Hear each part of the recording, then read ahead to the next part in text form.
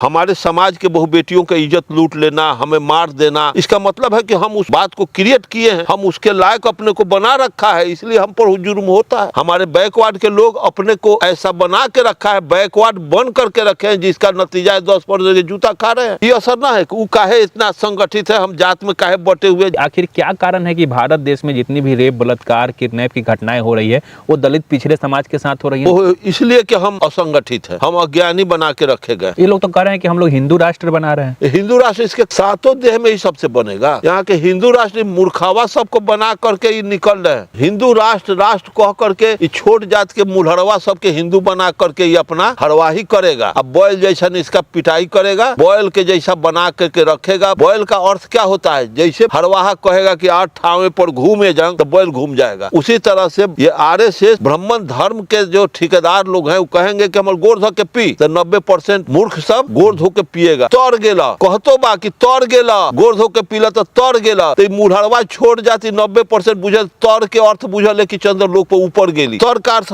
नहीं समझता है कि नीचे गेली, तर में गेली, ये न बुझाता है। जहाँ बुद्ध ने कहा है कि जहाँ समता है वहीं शांति है, जहाँ शांति है वहीं प्रगति है। यहाँ तो समता है नहीं, भाईचारा है नहीं। आज उसके लड़की को कमजोर है उठा लिया, कल उसके लड़की को उठा लिया।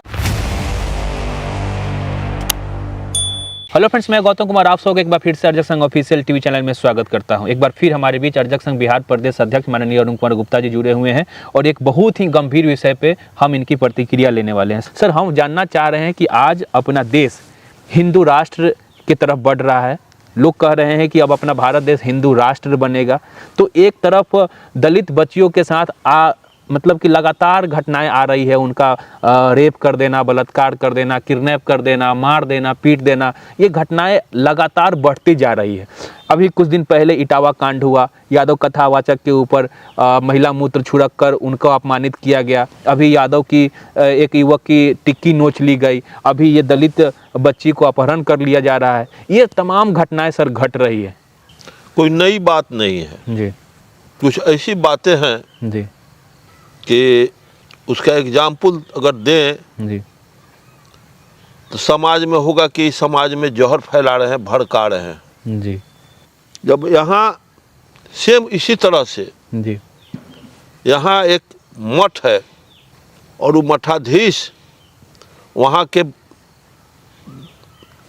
गांव का 50% जमीन अकेले एक मठ के पास जी और 50% में उस गांव के हजारों परिवार के लोग 50% जमीन पर घर बनाए हुए हैं, खेती गृहस्थी करते हैं। बाद बाकी आधा गांव के गरीब लोग उसी मठ में रहते हैं, काम करते हैं। अच्छा।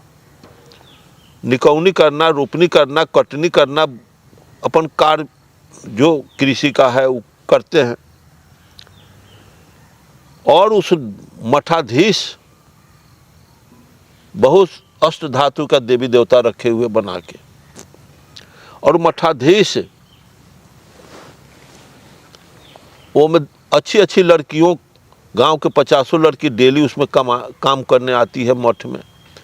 रात के मठ रख लेता है और उसके साथ नग्न अवस्था में जब पकड़ा गया तो नग्न अवस्था कम्युनिस्ट पार्टी वाले लोग जब पकड़े जी तब वो मठाधीश नग्न अवस्था में था, स्वयं नंगा था और लड़कियों को भी नंगा करके उसके साथ शारीरिक शोषण करता था। इसके लिए वो मठाधीश को मारा गया और लोग इस पर काफ़ी आक्रोश हुए। बहुत से कम्युनिस्ट पार्टी के लोग जेल गए उस घटना में। तो इधर शुरू से होता आ रहा है और बहुत सी बातें हैं। जो देश जितना ज्ञानी है, जितना संगठित है, जिस देश में जितना समता है, वो दुनिया का सुपर पावर बना है। जहाँ विषमता है वहाँ द्वेष है।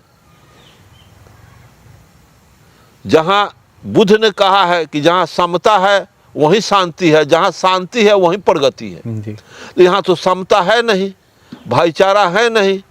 आज उसके लड़की को कमजोर है उठा लिया, कल उसके लड़की को उठा लिया।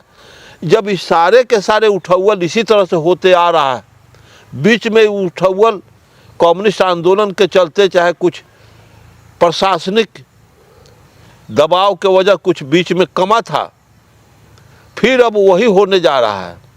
ये सब नज़र आ रहा है कि देश कहाँ जाएगी। इस देश में ये आरएसएस भाजपा पैटर्न को ये लोग अख्तियार किए हैं, ये ज़्यादा दिन चलने वाला नहीं है। ये लोग तो कह रहे हैं कि हम लोग हिंदू राष्ट्र बना रहे हैं। हिंदू राष्ट्र इसके सातों देह में ही सबसे बनेगा। यहाँ के हिंदू राष्ट्र मूर्खावा सबको बना करके ये निकल रहे हैं। हिंदू राष्ट्र राष्ट्र कह करके ये छोट जात के मुलहड़वा सबके हिंदू बना करके ये अपना हरवाही करेगा। अब बैल जैसा इसका पिटाई करेगा, अब बैल के जैसा बना करके रखेगा। बैल का अर्थ क्या होता है? जैसे हरवाहा कहेगा कि 8 ठावे पर घूमे जंग, तो बैल घूम जाएगा। उसी तरह से ये आरएसएस ब्राह्मण धर्म के जो ठेकेदार लोग हैं वो कहेंगे कि हमारे गोड़ धो के पी, तो 90% मूर्ख सब गोड़ धो के पिएगा। तो तर गेला, कहतो बा कि तर गेला, गोड़ धो के पीला तो तर गेला। तो मुढ़वा छोड़ जाती 90% बुझल, तर के अर्थ बुझल है कि चंद्रलोक पर ऊपर गेली। तर का अर्थ नहीं समझता है कि नीचे गेली, तर में गेली, ये न बुझाता है। तो जब इतना ना समझ बना के रखा गया है, सोशल मीडिया नहीं होता तो ये बात हम लोगों को मालूम नहीं होता। कृपा कहिए विज्ञान का, कृपा कहिए कि वैज्ञानिक जो कंप्यूटर और मोबाइल जो बनाया है, जिसका रिजल्ट आज हमारे हाथ में है, बैठल पूरे दुनिया की बात को मिनटों में हम लोग जान जा रहे हैं कि आज यूक्रेन में क्या हो रहा है, चीन में क्या हो रहा है, अमेरिका में क्या हो रहा है, कहाँ क्या हो रहा है। तुरंत मोबाइल धरिए, पूरा संसार आप देख लीजिए। अगर ये विज्ञान का एथी नहीं होता तो आज हमारे दलित लोग मारे जा रहे हैं, वहाँ बैकवर्ड मारा जा रहा है, आज 10% गुलछरा उड़ा रहा है। सर, मेरा सवाल आपसे यह है कि आखिर क्या कारण है कि भारत देश में जितनी भी रेप, बलात्कार, किडनैप की घटनाएं हो रही है वो दलित पिछड़े समाज के साथ हो रही है? इस विषय को लेकर भी कोई विशेष चर्चा नहीं हो रही है? वो इसलिए कि हम असंगठित हैं, हम अज्ञानी बना के रखे गए हैं। हर कार्य का हर आदमी अपने कुकर्म का फल भोगता है। हमारे समाज के बहु बेटियों की इज्जत लूट लेना, हमें मार देना, इसका मतलब है कि हम उस बात को क्रिएट किए हैं, हम उसके लायक अपने को बना रखा है, इसलिए हम पर जुर्म होता है। हमारे बैकवर्ड के लोग अपने को ऐसा बना के रखा है, बैकवर्ड बन करके रखे हैं, जिसका नतीजा है 10% जूता खा रहे हैं। आज 90% अगर उसी के जैसा, ये असर ना है कि वो काहे इतना संगठित है, हम जात में काहे बटे हुए, जात कहीं होता है। जब बटा रहेगा तो वो भी पिटाएगा, हम भी पिटाएंगे। लेकिन सर, इस प्रकार की घटनाएं निंदनीय हैं, इस पे रोक लगाई जा सके, और हमारे समाज को क्या मैसेज देना चाहेंगे कि इस प्रकार की घटनाएं न घटे? रोक सरकार नहीं लगाएगी।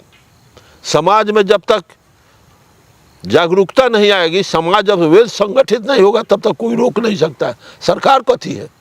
सरकार रोक लेती तो ये 70 बरस से आज़ादी करे बन रोकते बारह। 70 बरस से कांग्रेस आया, भाजपा आया, कांग्रेस आया, भाजपा आया। 70 बरस से आज तक गरीबी खत्म हुआ नहीं। 70 बरस से आज तक अपमान झेल करके बैकवर्ड आ रहा है। चूंकि बैकवर्ड अपमान झेलने के लायक बनाया गया है, तो कुल मिलाकर एक ही रास्ता है कि हमें संगठित होना होगा, अंधविश्वास पाखंड से बाहर निकलना होगा। उनके खेमा से निकल जाना जी। जो जगदेव प्रसाद के 100 में 90 सोची थे, 90 भाग हमारा, 10 और 90 का लड़ाई होना है। मतलब पूरा समाज 90% को आप एक होगा तब। तो साथियों, माननीय अरुण कुमार गुप्ता जी का विचार आपने सुना कि इनका कहना है कि कहीं ना कहीं जो घटनाएं घट रही है दलित पिछड़ों के ऊपर, अगर उससे निजात पाना है तो एक ही रास्ता है, आप हमें संगठित होना होगा, अंधविश्वास पाखंड से दूर होकर तमाम कुरीतियों को लात मारना होगा, उसे छोड़ना होगा, और छोड़कर 90% जो अर्जक शोषित, जैसा कि माननीय अरुण कुमार गुप्ता जी ने कहा, संगठित होकर लड़ाई लड़ना होगा, हमें एक साथ मिलकर रहना होगा, तभी इस तमाम जो घटनाएं घट रही है उससे हम बाहर निकल सकेंगे। तमाम बातचीत पे आपकी क्या प्रतिक्रिया हमें कमेंट बॉक्स में जरूर दीजिएगा। मिलते हैं अगले वीडियो में, तब तक आप और अपने परिवार का ख्याल रखें। जय अर्जक।